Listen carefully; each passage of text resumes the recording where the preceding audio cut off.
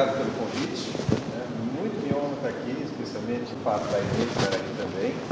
Eu vou falar sobre biorefinarias e vou dar um enfoque no estágio de desenvolvimento dessa tecnologia para contextualizar isso no cenário mundial das diferentes opções por modais energéticos e vou tocar em algumas questões, alguns pontos que têm a ver com a sustentabilidade, então principalmente considerar os resíduos entre aspas, né? Porque aquilo que é resíduo, fica muito mais claro para vocês, aquilo que é resíduo pode na verdade ser insumo, ou seja, pode ser até mais valioso do que aquilo que a gente considera que seria o produto principal. Então, sem mais delongas, vou gastar algumas transparências rápido para explicar para vocês o que eu considero um problema. E principalmente no contexto mais amplo possível, contexto histórico, contexto social. O problema é que hoje nós temos uma sociedade baseada no balanço negativo de carbono. A nossa sociedade precisa de energia, nós precisamos de energia, e essa energia a gente basicamente está tirando de fontes fósseis, fontes não renováveis. Só para fazer uma continha muito simples, se a gente considerar que cada um de nós come aí umas 2.000 calorias por dia, quando eu como uma pizza dá umas 5.000 calorias, mas assim, tirando os exageros, 2.000 calorias por dia, transforma isso em joules, divide pelo número de segundos que tem em 24 horas, você vai ter uma potência média de uns 120 watts, 130 watts. Essa é a energia que a gente precisa para o nosso metabolismo, para a respiração, para a minha locomoção, para bombear o sangue, etc, etc. A energia que a gente precisa para o nosso modo de vida, vocês têm ideia de quanto isso é? Também não é muito difícil calcular. Pega toda a energia produzida no planeta durante um ano, por exemplo, 500 exajoules, hexa é 10 a 18, tá? Divide isso pelo número de segundos que tem em um ano, você vai achar uma potência de 2.000, 3.000 watts. E quando a gente morava nas cavernas, subíamos em árvores, tudo que a gente dispunha era aqueles 120 watts. Então a diferença entre andar na floresta e tal, em termos energéticos, dos 120 para os 2.000, 3.000 watts, é o nosso modo de vida. Para onde vai essa energia? Para a iluminação, para fabricar essa roupa, para transporte, Então, todo esse nosso modo de vida está baseado num fortíssimo consumo de energia. Tanto que existe uma forte correlação entre qualidade de vida, metrificado, por exemplo, pelo IDH, e o consumo de energia per capita. Países como Noruega, um dos principais, o maior IDH do mundo, você tem aí 8.000, 7.000 watts por pessoa. Sabe o que é 7.000 watts? 2.000 watts, 3.000 watts é um chuveiro fraco aí, ligado 24 horas por dia, 365 dias por ano. É muita coisa. Então, é isso aí. Para manter o nosso modo de vida, a gente aprendeu a extrair energia facilmente de fontes fósseis, principalmente na Revolução Industrial. E a gente então usa essa energia, colocar lá os 500 jovens, que esse número vai contar depois para a gente. Vamos produzir compostos químicos, fabricar coisas, etc. E o principal resíduo é o CO2 que volta para a atmosfera. Isso então está desequilibrando a temperatura do planeta. Bom, também é uma questão bastante controversa, mas não vamos tocar nessa questão agora. Qual seria, como diz o Vicente Mateus, aquela matemática? Vamos ver qual é a solucionária. A solução seria o quê? Seria tentar desenvolver uma sociedade que seja neutra em termos do consumo de carbono fóssil. Por exemplo, eu faço aquilo que eu já estou fazendo e aquele carbono que eu emitiria para a atmosfera na forma de CO2, de alguma maneira eu crio um mecanismo de captura e armazenagem de carbono. Vamos dizer assim, recaptura desse carbono e boto ele no subsolo de novo. Se eu conseguir fazer isso, toda a apresentação vai girar em torno dessa figura aqui, seria fantástico, porque eu seria neutro. Embora eu já tenha contratado um passivo em termos ambientais pelo fato de estar emitindo carbono fóssil pelos últimos 200, 250 anos, principalmente desde a Revolução Industrial. Tá? Essa seria uma alternativa. Uma outra alternativa seria, também em termos neutros, seria não usarmos energias fósseis ou fontes fósseis de energia. Né? Então, por exemplo, biomassa. Biomassa, no fundo, a máquina que está capturando energia aqui é a planta. Ela captura o quê? Captura energia solar. Essa energia, de alguma forma, eu converto essa energia em energia útil, ou vetores energéticos, como a gente diz, compostos químicos, etc. E o CO2 que eu emitiria, o carbono que eu emitiria, ele acaba sendo neutro. Por quê? Porque ele, de fato, estava lá na atmosfera antes de eu emitir. Então, virtualmente, um balanço neutro. A gente pode fazer mais ainda. A gente pode tentar pensar numa economia que seja negativa, que a gente tenha um saldo negativo de carbono.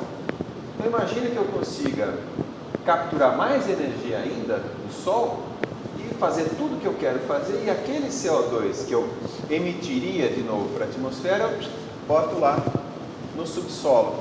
Para isso eu vou gastar uma certa quantidade de energia daquela energia que eu estaria exportando. Vou botar uma transparência, tá vendo? Essa energia aqui, eu não gasto nada, portanto eu emito esse CO2 de novo na atmosfera, mas então se eu aceitar gastar um pouquinho de energia, esse pouquinho pode ser muito grande, né? Pode estar negativo, a gente ainda está fazendo as contas para ver se isso é viável. Mas essas ideias, eu até coloco aqui a foto do Dom Quixote da infância, são ideias que podem parecer quixotescas, mas pode ser também a nossa grande solução. E nós, pesquisadores, vivemos, na verdade, de problemas. Não é verdade? Quando uma coisa está funcionando, para que fazer pesquisa, né? Não tem para que desenvolver. Então, esse é o problema, essa é a problemática de Vicente Mateus. Então, está aí as soluções, mas as soluções até então parecem quixotescas. Mas vamos ver qual seria o caminho. Ou seja, nós, pesquisadores, somos os Sanchos Panças aqui que vão tentar fazer a coisa funcionar. Em frente. Então, nesse cenário, como as energias renováveis vão substituir as energias fósseis? Às vezes, em pesquisa, é mais importante fazer a pergunta certa do que propriamente buscar a resposta. Porque buscar uma resposta da pergunta errada ou não tão interessante, você está simplesmente perdendo o seu tempo. Então, essa é uma pergunta importante.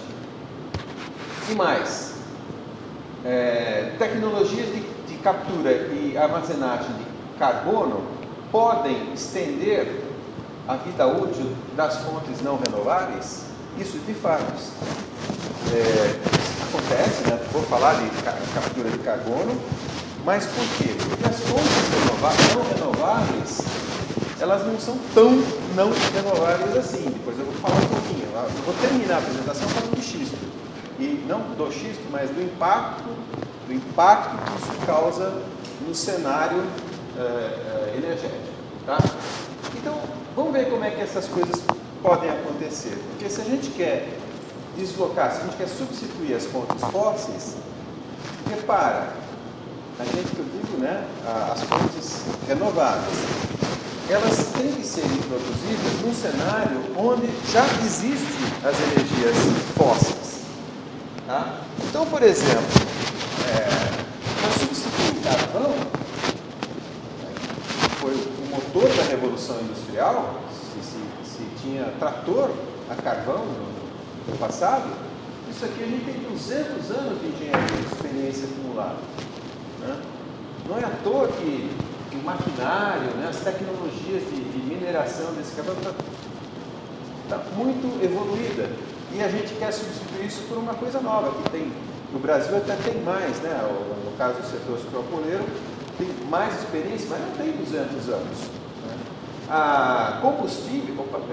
Combustíveis é um pouco menos, mas repare, eu quero fazer um combustível renovável, etanol, um biodiesel. Né? Eu tenho que fazer o etanol queimar num motor que originalmente foi desenvolvido para gasolina. E o interessante é que esse motor foi desenvolvido concomitantemente ao desenvolvimento do próprio combustível. A gasolina não saiu assim, a gasolina é uma mistura de mais de 100 hidrocarbonetos. Isso foi sendo desenvolvido paralelamente, ele melhorou um pouquinho o motor, agora precisa de uma gasolina com antidetonante. Então, eram antidetonantes abaixo de chumbo, aí criou problema e tal. Isso foi desenvolvido, né? Tem 100 anos de experiência, e agora a gente tem que desenvolver um biocombustível, um etanol, que rode no motor que tem 100 anos de desenvolvimento, mas para gasolina. Se a gente tivesse 100 anos para desenvolver o motor a etanol, a gente estaria fazendo, sei lá, 30 km por litro, né? Coisa assim. Então esse é o cenário das dificuldades. Mas lembra, eu estou falando dos problemas, que eles para nós pesquisadores são oportunidades. Ok? Então, olha lá. O conceito importante aqui é que as renováveis, as energias renováveis, competem com as energias fósseis para entrar no mercado. Tá? E, como eu estava dizendo, né, adicionalmente, o problema adicional que se compete aqui é bem no sentido econômico mesmo. Mas no sentido desempenho da tecnologia, tem isso que eu estou falando, né?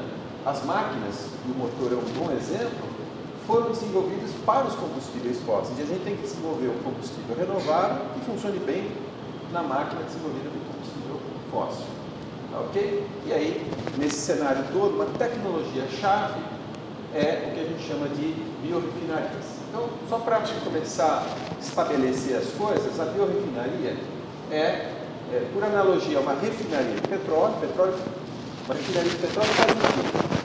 Pega um insumo, que é o petróleo, que é uma mistura de milhares de hidrocarbonetos, e dali você fabrica vários compostos. Esses compostos podem também ser outras misturas de hidrocarboneto ou não. Você pode tirar metano dali, por exemplo. Né? Então a biorrefinaria vai fazer a mesma coisa. A única situação, a única diferença é que o insumo é um insumo, né, biomassa, basicamente, que a gente está falando. Aliás, petróleo é biomassa também, só que fóssil, né? Ela foi biomassa um dia. Tá? Então, a gente não está fazendo coisa muito diferente.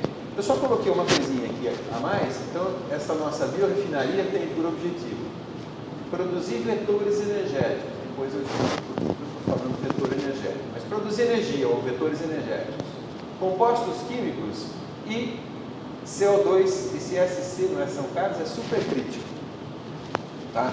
Que é uma forma, um estado, né? Uma situação termodinâmica que é apropriada para a injeção do subsolo. Eu vou mostrar isso para vocês. Tá? Então eu coloquei, por conta do Don Quixote, eu coloquei o CO2 supercrítico aqui só para a gente poder injetar no subsolo. Ok? Vamos em frente. E bioenergia, por que é uma tecnologia-chave? Porque o potencial de produção de energia a partir de biomassa é pelo menos 3 vezes maior o atual consumo de energia no planeta. Tá? E esse número, 1.500 hexajoules, ele é calculado assim: você pega todas as áreas agricultáveis, multiplica pelas suas produtividades médias, né? Então é uma conta bastante elaborada e você chega no número 3 aqui. Tá? Então é um potencial bastante grande. Ok? E aí, vamos entrar um pouquinho na sistematização, porque a palestra agora está muito Discovery Channel, né? Vamos entrar um pouquinho nas coisas mais substanciais. Então, a primeira substanciação vai ser, vamos definir, pelo menos eu como engenheiro mecânico, chamo de um sistema agroindustrial de referência. Por que de referência? Porque eu vou me referenciar a ele constantemente. Esse sistema, ele é constituído assim de 3 engrenagens que tem que engrenar, obviamente. A primeira é a produção agrícola. Desculpem se eu falar alguma barbaridade, eu sou engenheiro mecânico, monográfico, né? E eu gosto muito de agricultura e tal, mas eu, sinceramente, eu não entendo tanto assim quanto vocês, né? Ou não entendo nada, na verdade, tá? Mas então, a primeira engrenagem é a produção agrícola. A segunda que eu quero separar são as operações de campo e logística, e aí, que seria mais a minha área mesmo, a indústria, o processamento industrial, certo? Então vamos lá, mais um aqui. Então, vamos imaginar o seguinte. A minha unidade agroindustrial, na verdade, ele é uma área de cultivo, que a gente vai imaginar que seja um raio de disco R, tá? No centro desse círculo eu tenho uma unidade industrial, e aí eu vou cultivar o meu insumo, minha biomassa, e vou transportar para lá, tá? Esse é meu modelo. Agora vamos pensar economicamente, fazer algum tentar raciocinar economicamente sem ter que escrever as equações. Eu vou analisar duas coisas. Eu vou analisar custo e receita, tá? Receita é aquilo que eu ganho. Aquilo que eu vou conseguir, vou voltar uma transparência. Aquilo que eu consigo como receita, vendendo os meus produtos, é proporcional ao quê? É proporcional à quantidade de insumo que eu consigo processar. Vamos pensar em ano, né? Então, em um ano, em toda a minha área de cultivo, eu produzo tantas toneladas, certo? Essas tantas toneladas são convertidas em etanol, açúcar e tal, eu vendo isso e consigo uma receita. Então, pensando naquele raio R da plantação, eu posso pensar o seguinte, a receita é a curva azul, né? Curva azul. Então, a minha receita é proporcional à quantidade de biomassa, que é proporcional à área, portanto é proporcional a R quadrado, tá? Então, essa é a minha receita. Agora, os custos. Os custos, primeiro, eu não saio do zero, né? Eu tenho custos fixos. Por exemplo, a minha folha eu pago independente se eu estou produzindo ou não. Eu tenho aluguéis, eu tenho impostos, então eu não saio do zero, tá? E os custos, eles são proporcionais basicamente, né? O Henrique, né, de fotografia, são basicamente proporcionais às operações de campo, né? São dominados pelas operações de campo em relação à fábrica mesmo, um custo pequeno. Então, essas operações de campo, na verdade, elas são proporcionais ao quê? São proporcionais à área, porque tudo aquilo que eu tenho que arar, né, da minha área, que eu tenho que colher, que eu tenho que mexer no solo lá e tal, proporcional à área. Mas também é proporcional à distância que eu tenho que viajar para levar o material lá para o centro. Então, grosso modo, os custos são proporcionais a R ao cubo. Tá? Então, a gente aprendeu lá em cálculo 1, né, a função R ao cubo sobe mais rapidamente que a função R quadrado quando ela é maior que 1. Né? Quer dizer, meio ao cubo é 1/8, que é menor do que meio ao quadrado, que é 1/4. Então, antes de 1, a função R cubo está abaixo da função R quadrado. Acima de 1 é maior. Não? Só para explicar o comportamento da função, o que vai acontecer é o seguinte: quando eu escrever as equações todas, eu vou ter receitas superando os custos numa faixa de escala. Tá? Então, o meu empreendimento, minha agroindústria, ela é viável dentro de uma escala mínima e uma escala máxima. Tá? Isso é fundamental. Ou seja, nunca vai haver pensando mesmo numa usina que vai processar uma área de 1 milhão de hectares numa mesma usina central. Você vai quebrar isso em várias usinas. Tá? Aí, dependendo do custo do insumo e do valor do produto, essa área pode ser maior ou menor. Eu acho que eu vou depois especializar esse raciocínio para a indústria da cana, mas ele vale para, por exemplo, já antecipando dados para cana, isso aqui é mais ou menos, esse raio aqui é mais ou menos 20 quilômetros. Né? Dá de 20 a 30 mil hectares de área média de cultivo. Depois eu vou mostrar esses resultados. Então, mas o raio médio, 20 quilômetros. Tem um projeto no Rio Grande do Sul, eu trabalhando com a cássia negra no Rio Grande do Sul. Né? A cássia negra é uma árvore, dessa casca da árvore você extrai tanino, tá? Que tem um valor agregado maior do que o etanol. Então, isso viabiliza o cultivo numa área bem maior. Então, o raio médio, no caso do tanino, é 100 km. Tá? E, se for considerar petróleo, por exemplo, esse raio é maior ainda. Tá? Esse é vale para praticamente qualquer produto industrializado, né? Que é isso aqui, que o negócio funciona entre escalas. Isso é importante para nós, porque a gente vai entender onde é que as nossas tecnologias, as nossas soluções têm que ser viáveis. Porque não adianta desenvolver uma tecnologia que é viável aqui, ó, ou viável aqui. porque no todo não vai ser viável, ok? Isso aqui é compilado pela Agência Internacional da Energia. Cada bolinha dessa aqui tem dados, são usinas, né? Inclusive essa aqui está errada, essa daqui é aqui, Piracicaba. E esse aqui é a Costa Pinto. São usinas de segunda geração no mundo e tem dados sobre essas usinas. A gente vai olhar um pouquinho esses dados. Então tem muita coisa de segunda geração. Depois eu ainda explico exatamente o que é. Né? Mas seguindo aqui, essa por exemplo é a usina da Kentex em Crescentino. Que eu estou usando essa usina que eu conheço, e a usina da Granbio em Alagoas é o clone dessa usina aqui. Exatamente igual. Né? Foi vendida aqui para o Brasil. A única coisa é que ela processa palha de trigo, arumbo e resíduos florestais, tá?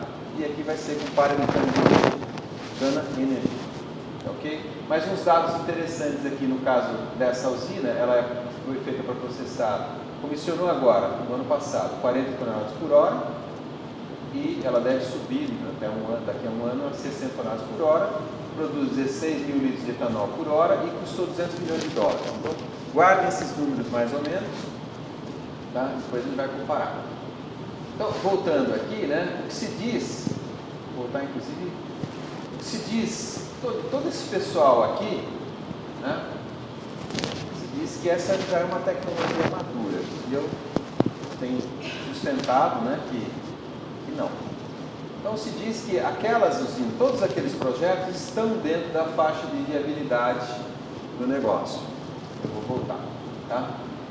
Então, fazendo uma estatística com todas aquelas usinas, peguei, na verdade não todas, porque algumas ali, as cores, depois eu vou deixar essa transparência para quem se interessar, as cores daquelas bolinhas querem dizer, por exemplo, que o projeto foi abandonado, ou que o projeto vai ser comissionado em 2015.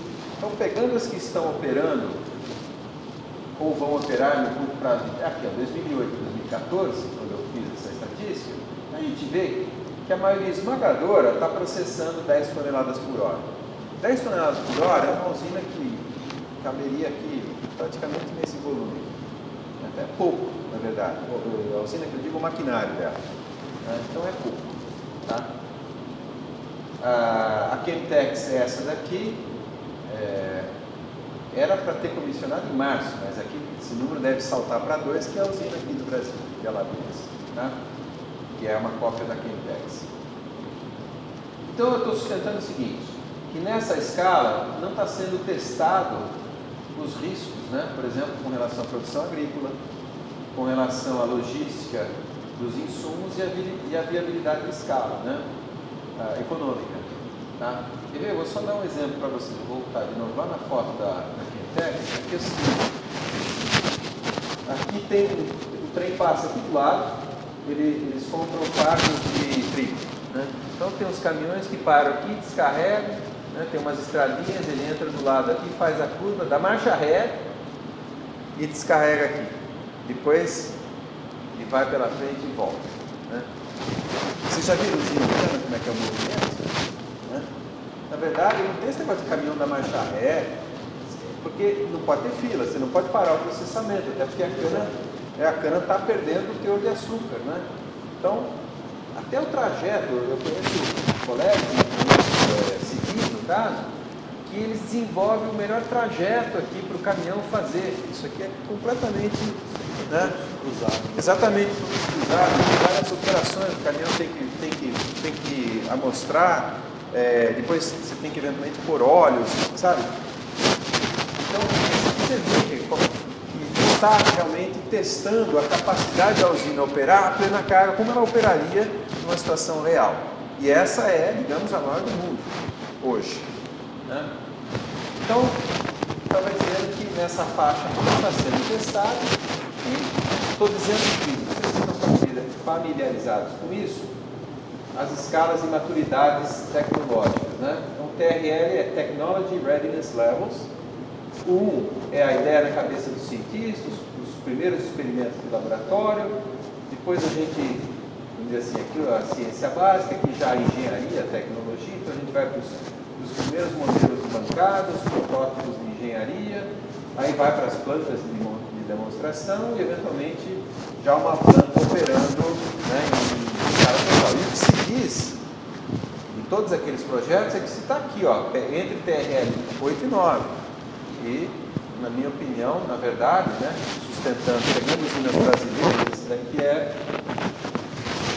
é ideia, aliás, né?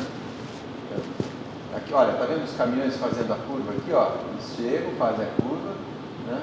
Tombam ali na mesa e vai embora, tá? Então, todo esse trajeto, isso aqui é para 500 toneladas por hora. Eu, como engenheiro de processo, eu penso sempre em tonelada por hora, porque vocês estão mais acostumados por hectare, né? Ou por dia, ou por ano, né? Volumes totais. É que por hora dá a ideia do tamanho do equipamento, né? Então essa é uma usina média brasileira, então tá vendo aqui, ó. Nesse ponto a gente usa. Ah, é? Então, perfeito, ótimo. Então os caminhões, o problema aqui já do fluxo de caminhões, do tratamento lá dos resíduos, o bagaço que era um resíduo, agora é insumo, né? Bagaço custava R$1, R$2 a tonelada alguns anos atrás, agora está 100, cento e poucos reais. Conheço empresas que compram bagaço para queimar, né? Como fonte de energia. Então essa é uma usina média, uma usina um pouquinho menor, vamos rápido, e é uma usina que eu trabalhei, né? No Vale do Paracatu, a usina BEVAP, tá? Ela está para 625, mas ela foi projetada para 1.000 toneladas por hora, tá? Então ela estava aqui em construção, ela já tem 1 ano e meio, mas ainda não atingiu. Só para mostrar que nós brasileiros temos muita experiência nisso, em escala. Então quando a gente sai, né, sai para fora, de energia e tal, o pessoal lá fora fica maravilhado com o caminhão, com essas coisas, né, aquele caminhão Romeo e Julieta, o tremião, porque isso é fruto de muito desenvolvimento, né? E você vê, Crescentino, que é a maior do mundo, é uma das mais avançadas do mundo, o caminhão da marcha ré. Isso não é aceitável hoje em dia, ou não é aceitável numa situação de escala como essa.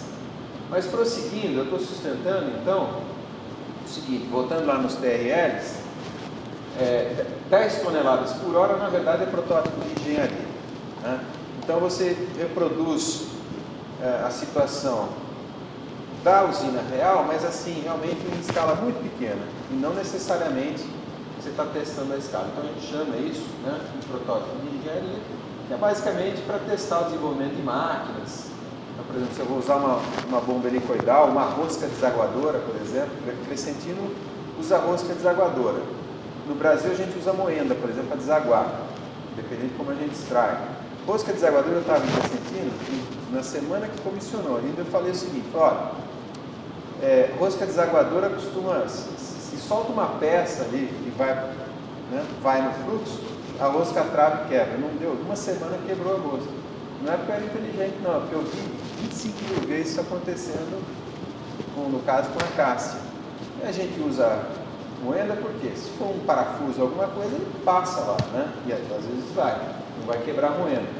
Eu já vi quebrar a moenda porque foi uma bicicleta. Passou nos ímãs ali, a gente esquecia a bicicleta no caminhão e entrou moenda dentro e quebrou tudo, né? Eu falo que a tecnologia tem que ser robusta, a prova de bicicleta, né? Bicycle proof. 100 toneladas por hora, então aí sim estaria numa escala de demonstração, e aí, digamos, 100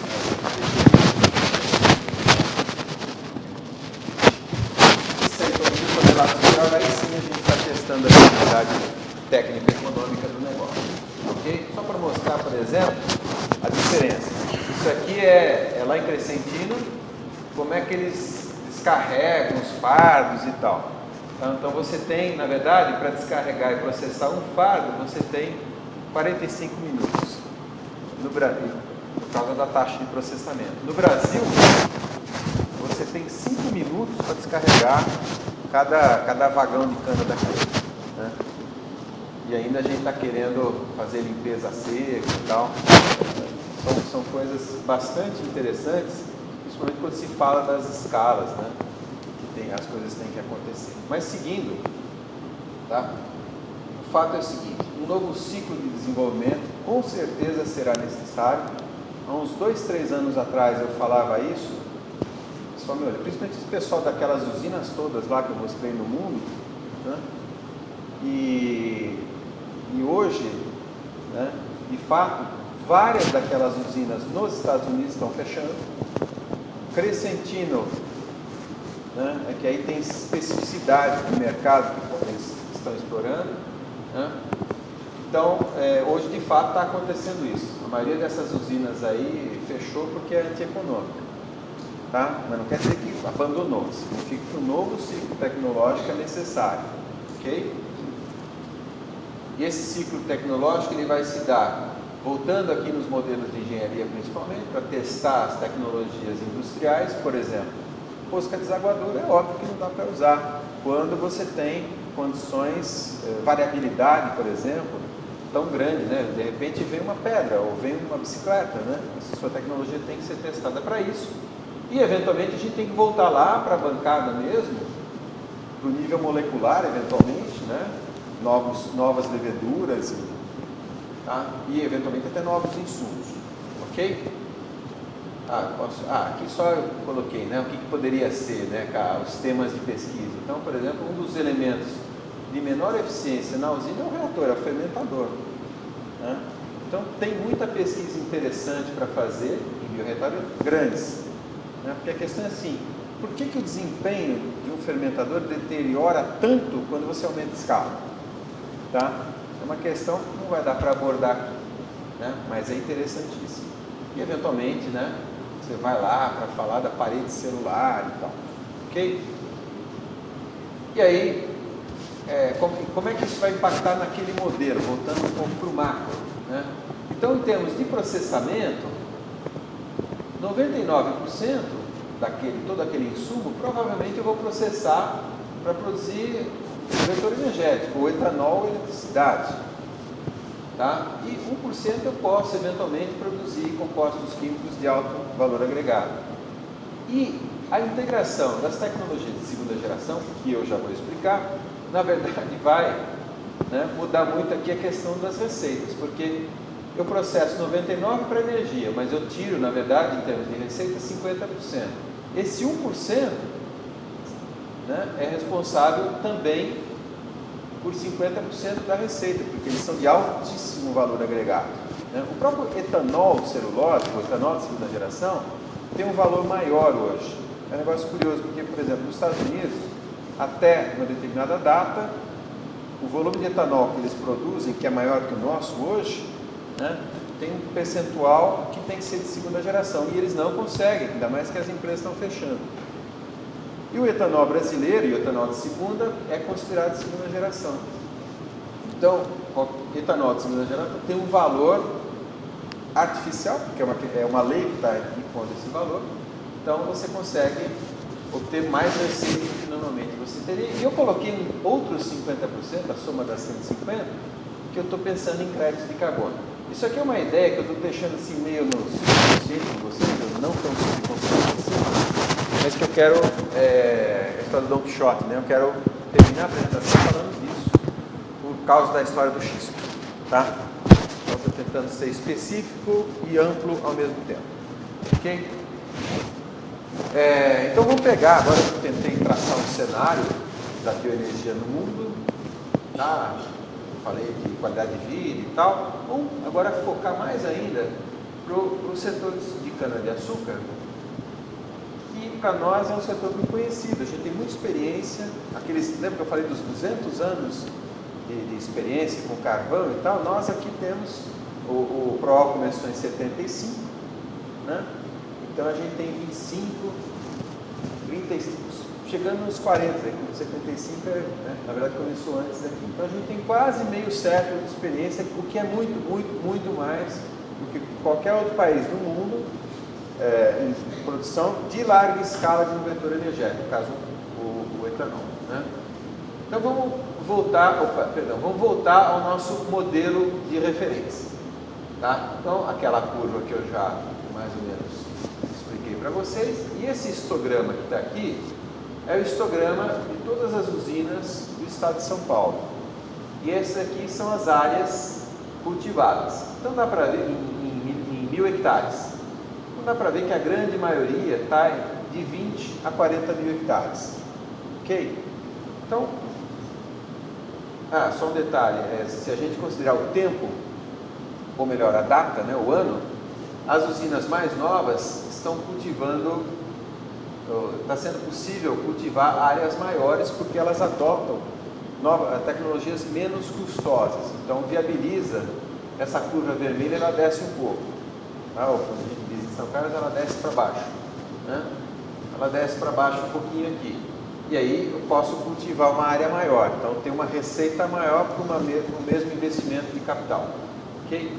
Mas, tirando essa questão do tempo fora, então isso daqui dá o seguinte. Vou pegar uma média aqui de 30 mil hectares. Se eu pegar 30 mil hectares, multiplicar por uma produtividade média, 80 toneladas por hectare, por exemplo, né? E pensar em 210 dias de safra, então isso me dá um fluxo de 500 toneladas de cana por hora. Né? Uma figurinha um pouquinho melhor. Esse é o meu sistema de referência. Então eu tenho uma área de cultivo, uma área que é 30 mil hectares.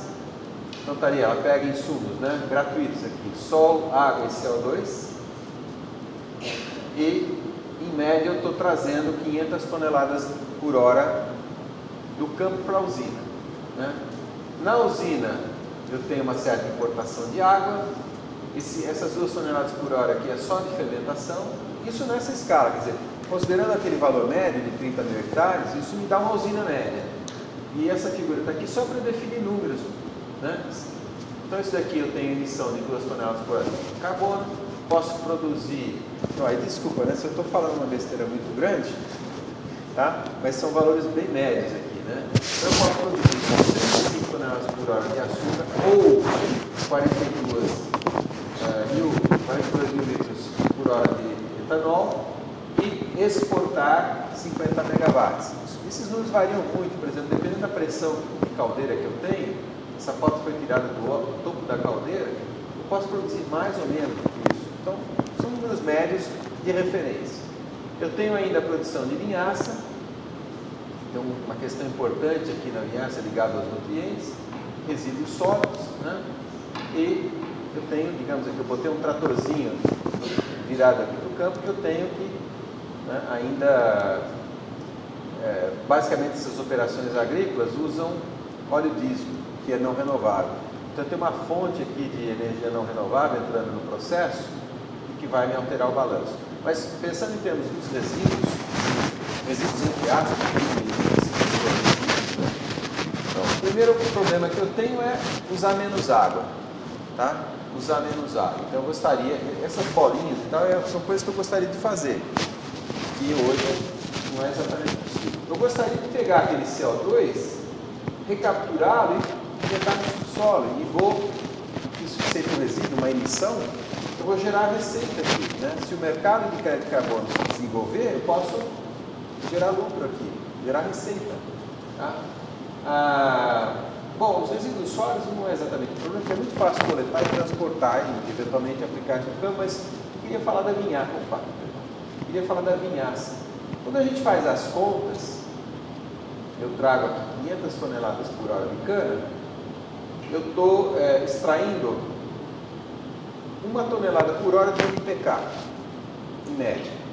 De novo, são números bem médios assim, tá? Essa 1 tonelada vem basicamente parar aqui na linhaça. Então, eu estou extraindo 1 tonelada por hora de nutrientes que, se eu não quiser acabar com o solo, eu tenho que levar de volta, tá? Essa 1 tonelada por hora está diluída em 500 metros cúbicos de água por hora.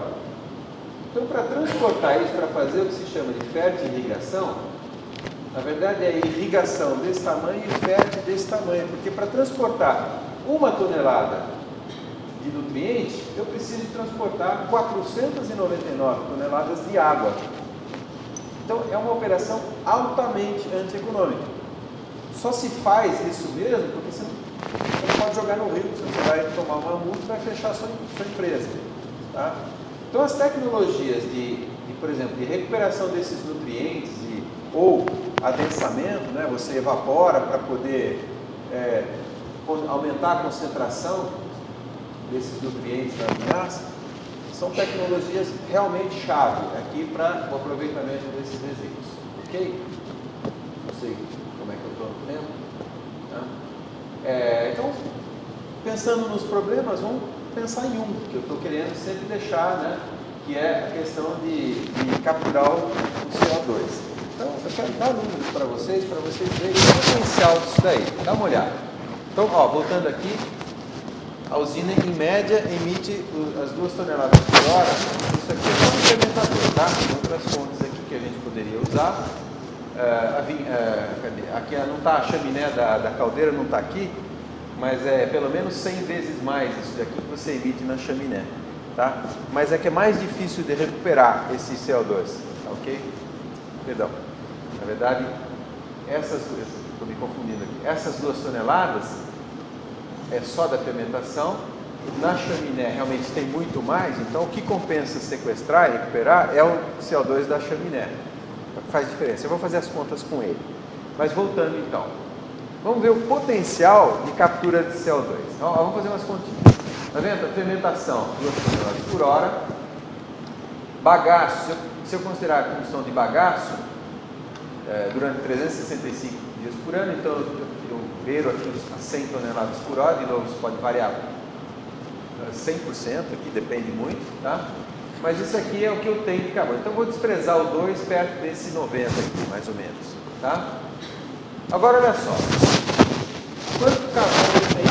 Então eu teria, pensando em uma única usina, eu teria 0,79 milhões de toneladas de CO2 por ano, tá? Considerando que o Brasil tem aí 450 usinas, então eu teria por ano, em termos de sequestro de carbono, eu teria um potencial aqui de 355 milhões de toneladas de CO2 por ano, que é mais ou menos da ordem de grandeza de CO2 brasileiras.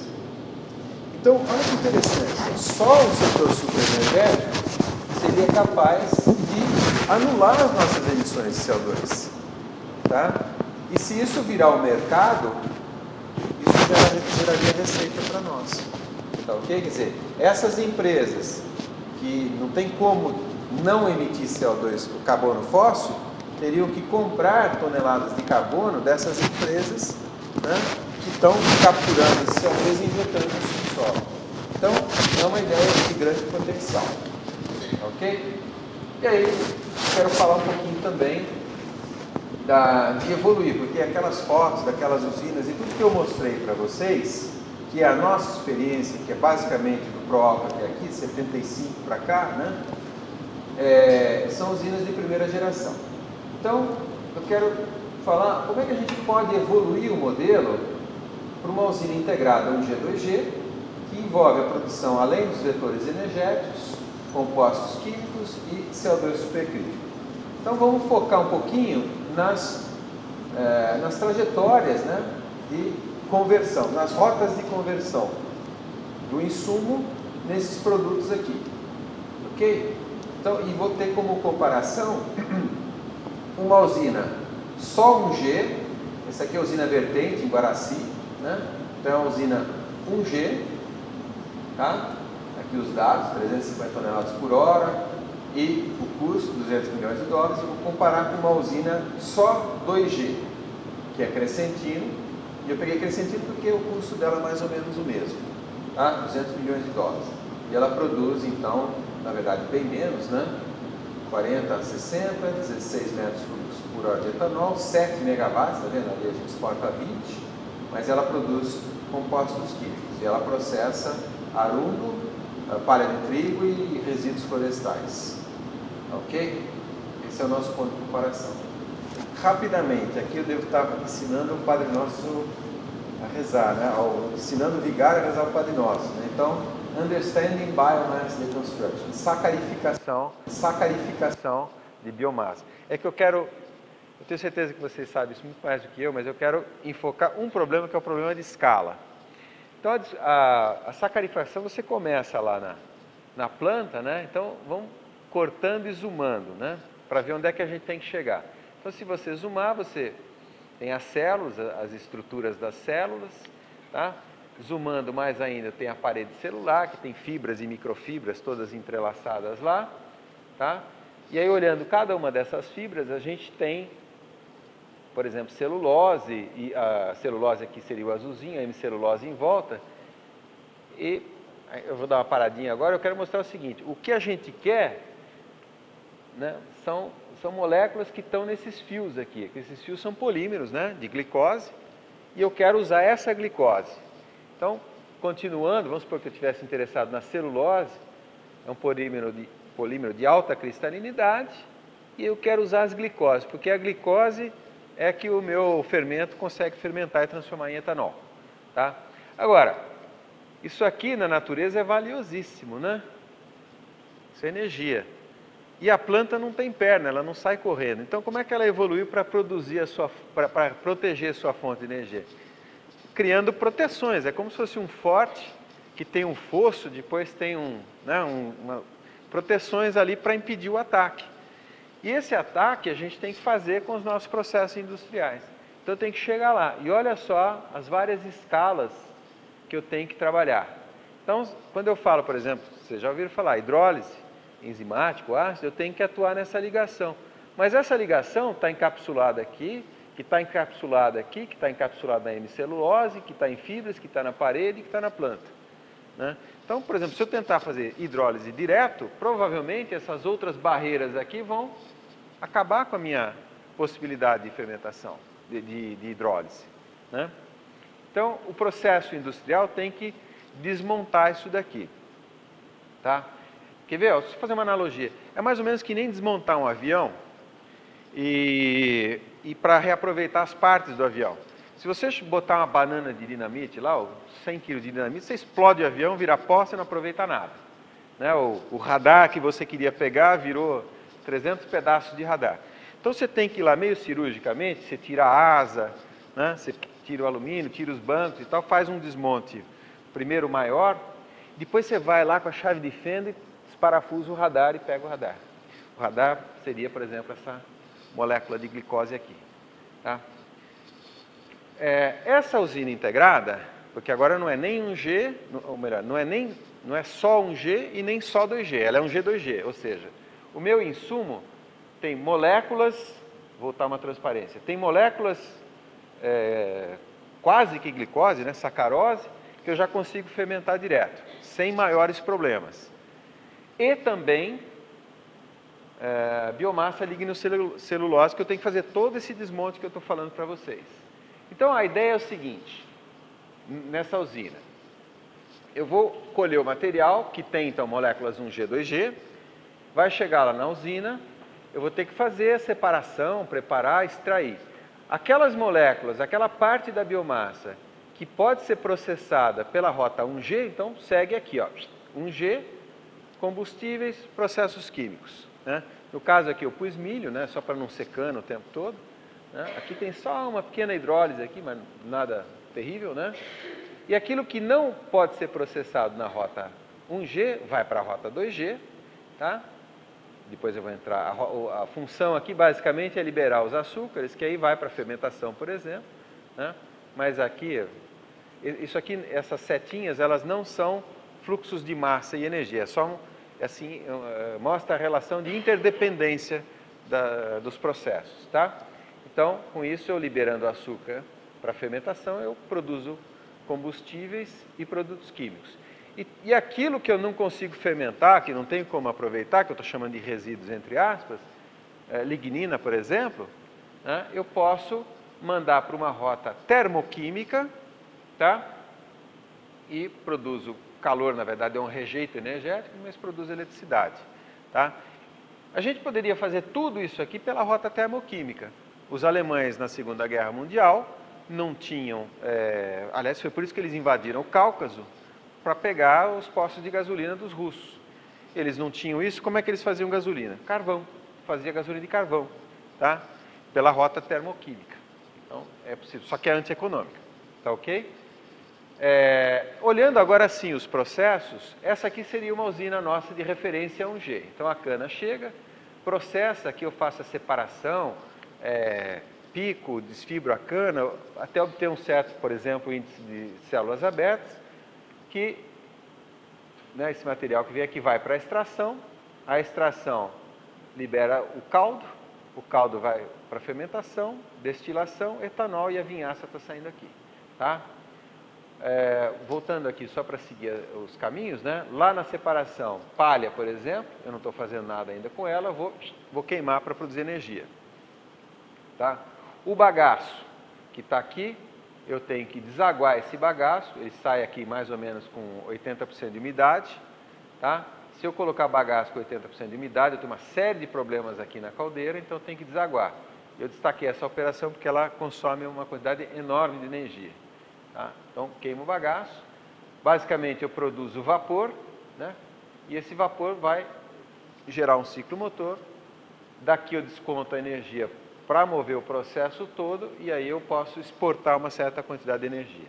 Tá, okay? Agora vamos ver o que dá para fazer em termos de integrar as novas tecnologias. Primeiro passo, integrar a rota 2G.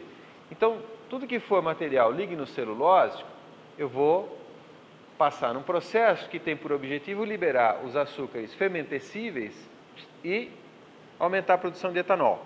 Tá? Basicamente, eu não vou entrar no detalhe, eu vou fazer um pré-tratamento, que é aquele desmonte macro das moléculas, é quando você arranca a asa do avião, tira as poltronas e tal, e aí depois um processo de hidrólise, que aí você vai com a chave de fenda lá e tira o radar do painel do piloto. Tá ok? Então esse aqui seria a rota 2G, em que eu libero aqui os componentes fermentescíveis e aumento a produção de etanol. Aqui tem uma variância, deixa eu só... porque eu usei o modelo de Crescentino aqui, né? Mas nesse ponto você pode liberar aqui já a lignina, por exemplo, e já mandar para o deságue e para a combustão. Em Crescentino, na verdade, a lignina segue junto aqui, tá? Fermenta e a lignina vai na vinhaça, na verdade. Então eu estou considerando que lignina está vindo aqui na linhaça, na vinhaça. Tá ok? Próximo passo, então, seria o quê? Recuperar todo esse material que é importante, que está na vinhaça, tá? E eventualmente eu vou queimar, lá a lignina realmente é recuperada lá e queimada. E aqui, nesse processo de desmonte, eu posso pegar alguns compostos intermediários e realmente fabricar aqui um bioplástico. Então, por isso que eu pus um monte de cifrãozinho aqui, porque aqui, apesar de ser um volume pequeno, a receita que isso tem potencial de gerar é muito grande, tá ok? E, por fim, vou destacar só que, obviamente, na caldeira, eu estou queimando, né, para produzir energia. Então, produzo CO2 e consumo ar, vamos dizer assim, né? Ar, na verdade, é o oxigênio que eu estou queimando. E a minha ideia é usar isso aqui também, né, o CO2, transformar essa emissão, né, gerar receita com isso. Para gerar receita com esse CO2, eu preciso conseguir injetá-lo no subsolo, capturá-lo e injetá-lo. Então agora eu vou mostrar para vocês como. Eu vou fazer o seguinte, ó, no lugar de usar o ar, eu vou usar O2. Eu só mudei a cor da caldeira aqui, tá vendo? Vou voltar, era vermelha, aqui eu pus amarela. E essa caldeira, ela, ao invés de usar CO2, ela usa O2, tá? E aí a gente chama de uma caldeira de oxicombustão, tá ok? E esse O2, obviamente, eu tiro ele do ar. Então eu tenho um processo de separação de O2 do ar aqui. Obviamente ele consome energia, mas eu desconto um pouquinho daqui, tá? Então se eu queimar isso com O2, se eu queimar a minha biomassa com O2, o que eu vou ter aqui? Eu vou ter, na verdade, CO2 e H2O, né? Os átomos de hidrogênio que estão lá no meu hidrocarboneto vão reagir com O2, vão gerar água. Essa água eu removo, comprimo o CO2, gero o CO2 supercrítico. Por enquanto, pensem que CO2 supercrítico é só CO2 num estado parecido com o estado líquido, com a fase líquida, e que é apropriado para a injeção no subsolo. Eu já vou explicar por quê, tá? Mas então essa usina aqui seria a usina top do top, né? Porque, repara, não sai nada de ruim dela, né? Sai etanol, eletricidade e CO2 supercrítico. Só coisa que dá lucro, né? E, eventualmente aqui, né, na biorefinaria está saindo produtos químicos aí. Ok? Quer ver? Vamos entrar aqui nessa possibilidade. Isso aqui é o que está na cabeça do Don Quixote lá, né? As tecnologias sensíveis para que isso se torne realidade, claro, a lista é maior do que isso, né? Mas algumas tecnologias sensíveis e ou disruptivas, tá, na parte de biorefino, então, bioquímica avançada. Nós, brasileiros, em relação ao mundo, não estamos muito avançados nisso. Então, aqui é legal estabelecer parceria, porque você sabe coisa, você oferece, mas você recebe também. Então, aqui a gente tem muito a aprender, tem grupos fantásticos no Brasil, capazes de interagir perfeitamente, né, com europeus, sul-americanos, né?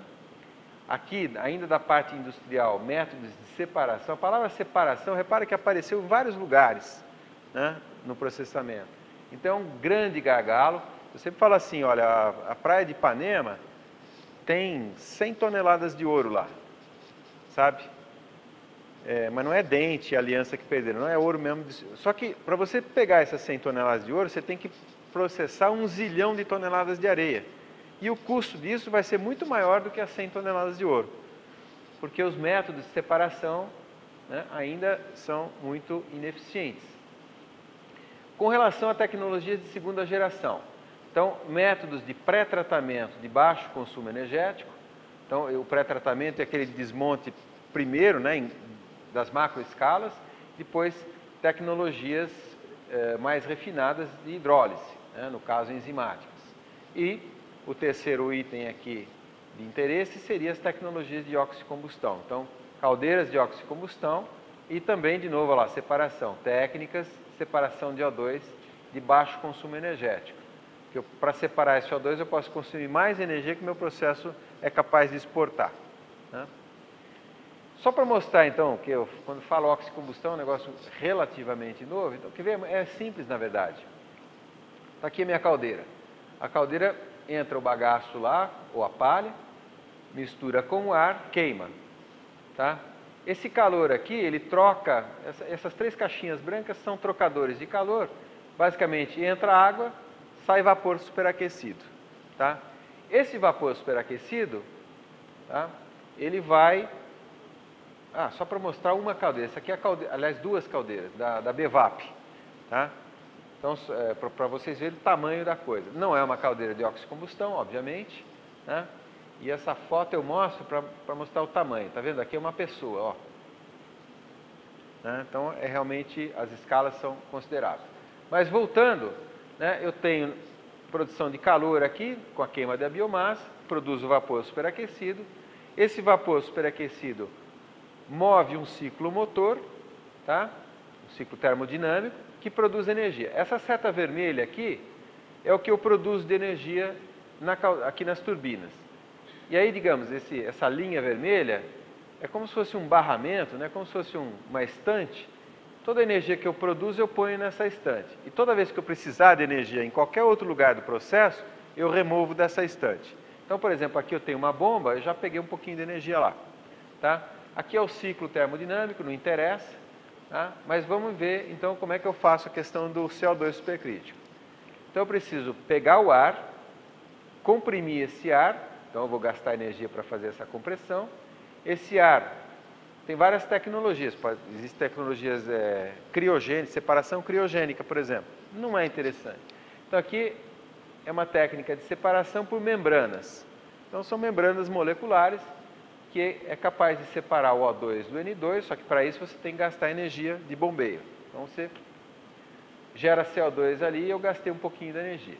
Esse O2 entra para queimar e aí tem um detalhe importante. Se você queimar com O2 puro, a temperatura de combustão vai ser alta demais, tá? 3.000 graus, por exemplo, suponha. Então, essa temperatura vai degradar os materiais, vai estragar a sua caldeira. Então, você precisa diluir esse O2 com algum gás inerte. Na atmosfera, o gás inerte é o nitrogênio, tá? E, na verdade, a gente ainda queima com 30%, 20%, 15% de excesso de ar, para impedir, por exemplo, que a temperatura suba demais.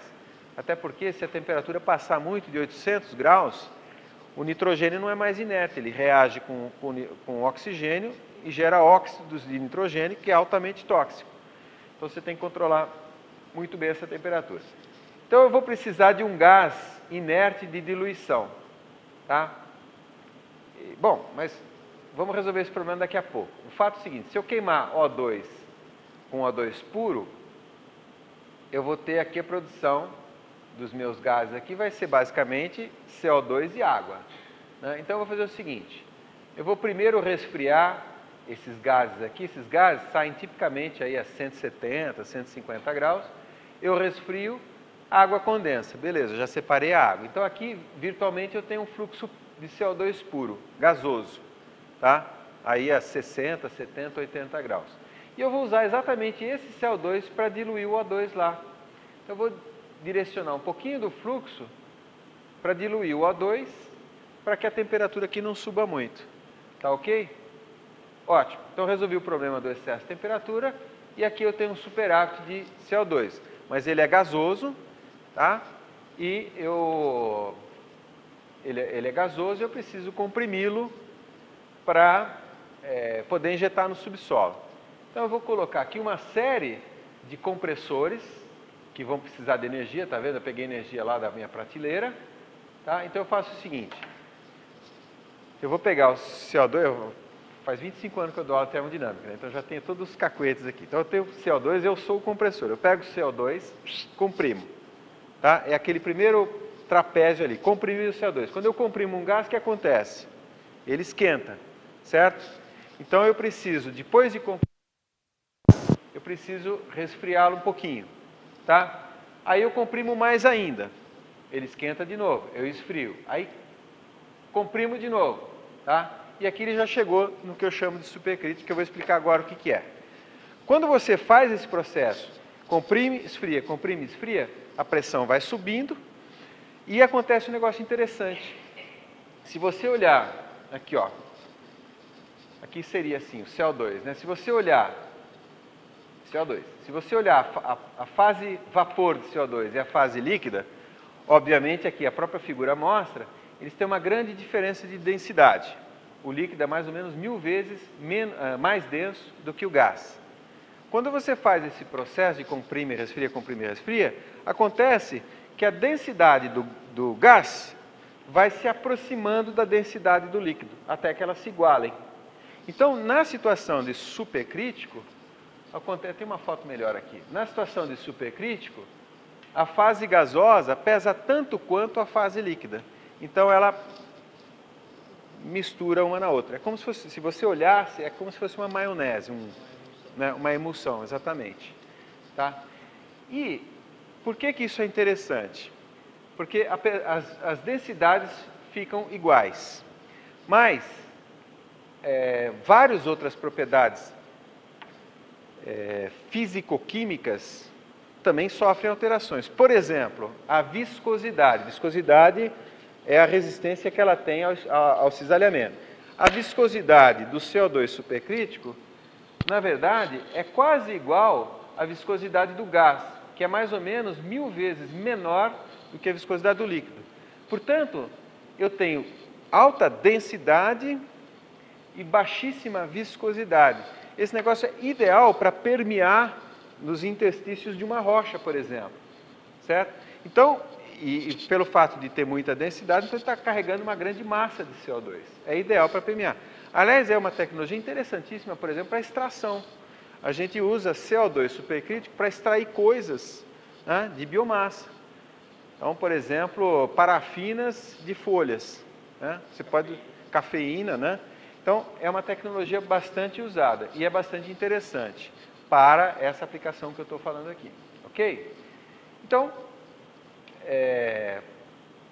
já estou, como é que fala, em aproximação para pouso. Então, né, sobe as tabuletas, as mesinhas, começa como é que fala, subir a poltrona e tal. Vamos começar a fechar. Então, o que eu falei para vocês? Eu falei de biorefinaria, falei do cenário de competição econômica e tecnológica dessas novas tecnologias, falei tudo isso. Então, agora eu quero falar um pouquinho do inimigo. Né? Para a gente derrotar o inimigo, a gente tem que conhecer também o inimigo. E o inimigo, na verdade, é o petróleo, o carvão, esse bicho aí.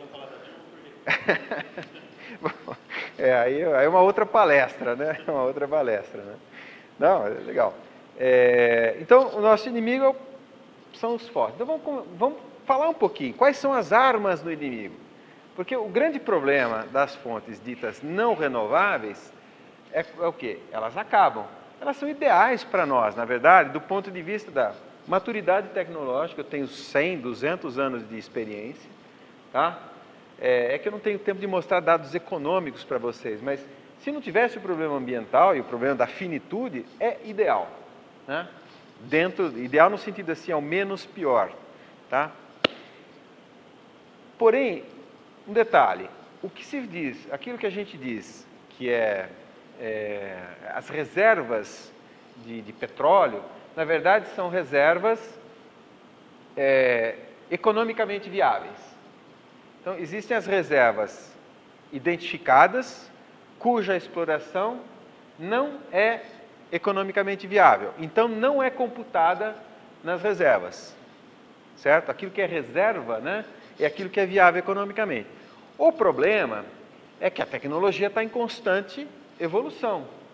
Então, por exemplo, areias betuminosas, o Canadá tem muito, não era viável isso há 20 anos atrás. Então, não integrava o total de reservas mundiais. Agora é viável, então integra. Então, assim, deve fazer uns 50 anos que daqui a 5 anos o petróleo vai acabar, certo? Aí sempre que alguém vem com uma tecnologia, então agora essa reserva aqui se tornou viável. O pré-sal é exatamente um caso desse, né? É um negócio, você não imagina a dificuldade técnica de extrair petróleo do pré-sal. Sal, quando você fura uma camada, sal é sal mineral, quando você fura aquele negócio e você tira a sonda, ele fecha. É que nem injetar uma seringa naquela ampolinha, sabe, que tem um remédio, tem a tampinha de borracha, você põe a seringa, a hora que você tira a seringa, a borracha fecha. O sal é igualzinho. E o negócio está a 7 mil metros de profundidade, você não imagina. E, no entanto, está se tornando viável. O viável, assim, depende um pouco do preço do barril do petróleo no mercado. E ocorre que existe, então, essas xisto, né, as reservas de xisto, que não era viável explorar, e agora, com essa tecnologia de fraturamento hidráulico, está se tornando viável, tá? Essa tecnologia de fratura hidráulica, na verdade, é uma tecnologia antiga, se usava muito eu conheci isso para exploração de cobre, né? E se adaptou, os Estados Unidos investiu muito nisso e se adaptou para o xisto, e é tremendamente viável. Então, eu vou mostrar rapidamente o que é, no sentido de conhecer as armas do inimigo, né? Então, o xisto, na verdade, aqui está uma foto de uma camada de xisto. Xisto, na verdade, é lama fossilizada. É um depósito de lama que fossilizou. Então, ele foi altamente orgânico, então ele tem muito gás, vamos usar uma palavra assim, entranhado nessa rocha, tá? Ou óleo, também tem muito óleo, tá? E é, em geral, uma camadinha fina mesmo, tá ok? A tecnologia de fraturamento hidráulico é o seguinte, eu acho que tem uma foto melhor aqui. Aqui está ok, vai. Então, você faz um furo, e ele é horizontal assim, ou, na verdade, ele vai seguir, você chega no xisto, né? Depois você perfura o poço ao longo do reservatório, que é estreito, tá? Aí você faz o seguinte, e esse gás ele está altamente preso ali, molecularmente, na rocha. Então você introduz aqui uma tubulação e um sistema de tampões, assim, como se fossem rolhas mesmo, e aí você dá o que a gente chama de calço hidráulico. Você dá um golpe de ariete, que é um pulso de pressão de altíssima intensidade e baixíssima duração temporal. Então esse negócio cria trincas aqui, ó. Naquela camada, o xisto está aqui em cima e aqui embaixo, né? Cria trincas. E o negócio foi tão longe que você consegue, dependendo da modulação desses pulsos, você cria trincas e microtrincas, tá? Então, como diria o Garrincha, né? Se a gente combinar com os russos, você vai ter um negócio assim lindo, maravilhoso. Parece um pulmão, né? Todo capilarizado. Então aquele gás, aquele óleo que estava agarrado ali nas outras moléculas, né? Ele vai achar aqui uma trinca, opa, beleza, ele escoa para cá e vai lá para cima, tá? Isso daqui, de fato, é assim mesmo que acontece, mas só para abrir um parênteses dos problemas que isso tem causado hoje, tá? Na verdade, como eu disse, se a gente combinar com os russos, né, acontece tudo do jeito que a gente quer. Eu tinha um professor que falava assim, você quer que a trinca não vá além do reservatório de xisto? Ah, então ela vai além do reservatório de xisto, né? Então, de fato, essas trincas, elas podem né? E muito além, você pode perder o controle até onde essa trinca vai, e você pode, por exemplo, como isso tem muito nos Estados Unidos hoje, atingir mananciais assim, reservatórios, aquíferos, né? E aí aquele gás que está aqui pula para o aquífero, e aí você vai abrir a sua torneira lá na casa. Interessante, entrem no YouTube e procurem esses filmes. Está cheio de cara assim, que abre a torneira e bota um isqueiro ali, sai fogo da torneira, né? O cara faz com o celular. E isso tem muito nos Estados Unidos, porém, isso aqui não tem nem 10 anos de utilização intensiva na área de petróleo. Então, assim, é muito provável que ao longo do tempo se melhore a tecnologia e se evite esse tipo de risco, porque não é que acontece sempre isso, acontece algumas poucas vezes. É que quando acontece é terrível, principalmente para quem acontece, né? Então não é muito razoável supor que isso vai ser um problema que não vai ter solução, tá? E o detalhe, sabe o que é? Olha só a geopolítica do xisto. Porque, então, supondo que esses problemas de extração sejam resolvidos num curto espaço de tempo, e tem investimento pesado para isso, então vamos raciocinar. Olha a geopolítica do xisto. O mundo inteiro tem xisto. O Brasil tem xisto, os Estados Unidos tem xisto, a África tem xisto, a Rússia tem xisto, a Europa tem xisto, a Austrália tem xisto. Então é diferente de petróleo. Petróleo alguns poucos países têm.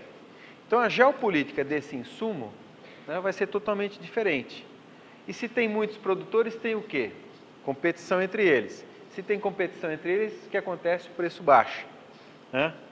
Então, se imagina, na verdade, que os preços, isso aqui já é estimativa econômica séria. O preço do barril do petróleo, aqui em 10, 15 anos, deve baixar 25% a 40%. Você sabe que isso daqui inviabiliza completamente o pré-sal no Brasil, tá? Inclusive, falou da Dilma, né? Não quero falar nem bem nem mal do governo, é só um erro estratégico, porque se demorou tanto para explorar o pré-sal, que aí esperou novas tecnologias entrarem, tá? E aí, quando a gente for capaz de produzir óleo do pré-sal, ele vai ser produzido a um custo que não vale a pena, né? É um problema puramente econômico, né? Puramente econômico. Aliás, falando disso, Pasadena é exatamente o mesmo problema. Vocês devem ter ouvido falar. Pasadena é uma outra tecnologia, porque antes do pré-sal, o Brasil estava todo focado em produzir o que a gente chama de óleo baiano, que é óleo assim, 30 mil vezes mais viscoso que a água. Então, a Petrobras investia, contratava projeto e tal, tudo para a tecnologia de óleo baiano, óleo ultraviscoso. Eu sei porque meu laboratório trabalhou muito nisso, né? De repente, ela abandonou tudo, agora é pré-sal, pré-sal, pré-sal. Tá? Então, nessa área de petróleo, de energia, além de tudo, além de ser grande, você tem que ser rápido. É um problema estratégico, não é um problema político no sentido partidário, tá? Bom, então é o que eu estou dizendo. O problema é que o xisto vai realmente revolucionar todo o cenário energético.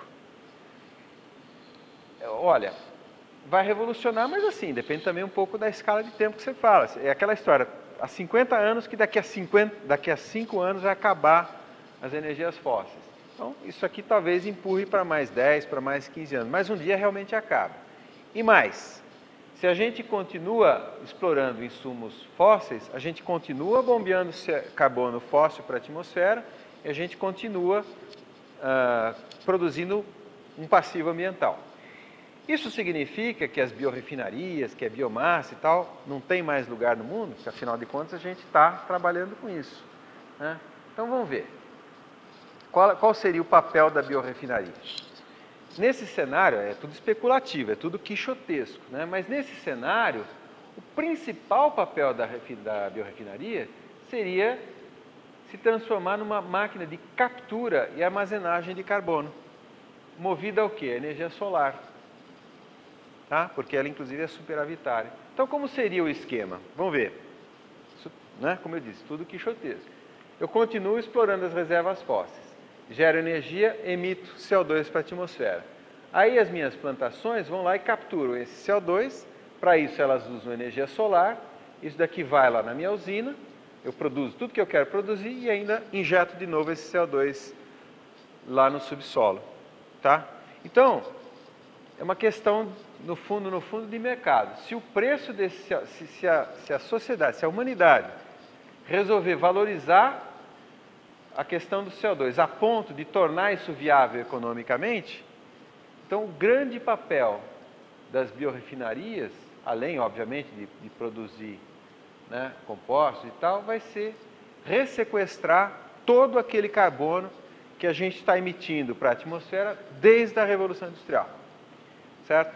Então, só para concluir, né, eu procurei mostrar todo um cenário, procurei ser específico e eu queria terminar falando o seguinte: as ideias, algumas das ideias que eu coloquei são ideias quixotescas, são sonhos, né? Mas a verdade é que se a gente não sonhar, a gente não chega em lugar nenhum, né? E nós, pesquisadores, a gente tem que ser um pouco Dom Quixote, né? Sonhar e olhar lá na frente, e tem que ser um pouco Sancho Panza também, tem que suar muito, tem que trabalhar muito. Então eu acho assim, entre o Dom Quixote e o Sancho Panza, talvez o mais sensato dos dois seja o Rocinante aqui, que é o nome do cavalo do Dom Quixote, né? Então a gente tem que ser um pouco entre um e outro, tá? Então, mais uma vez eu agradeço o convite e espero que vocês tenham aproveitado. Muito obrigado.